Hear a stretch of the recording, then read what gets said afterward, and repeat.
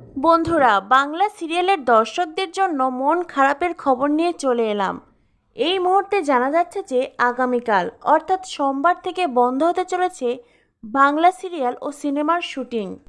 রবিবার রাতে বিজ্ঞপ্তি দিয়ে ডিরেক্টরস গিল্ড এ খবর জানিয়েছেন। বিজ্ঞপ্তিতে লেখা, অধিকাংশ পরিচালক সদস্যদের আবেগ ও মতামতকে গুরুত্ব এবং মান্যতা দিয়ে সংগঠনের কার্যকরী সমিতি আগামীকাল 29শে জুলাই থেকে যতদিন না পর্যন্ত পরিচালকদের সমস্যার সমাধান হচ্ছে ততদিন পর্যন্ত বাংলা ভাষার সমস্ত শুটিং ফ্লোরের সদস্যদের অনুপস্থিত থাকতে অনুরোধ করেছে।